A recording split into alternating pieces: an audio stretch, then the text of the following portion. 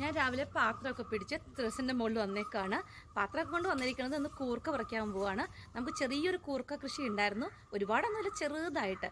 അപ്പോൾ ഇന്ന് കൂർക്ക ഉച്ചത്തെ ചോറിന് കൂർക്ക കൂട്ടാൻ വെക്കാമെന്ന് വിചാരിച്ചു. അപ്പം നമുക്ക് പോയിട്ട് കൂർക്ക പറിക്കാം, വാ.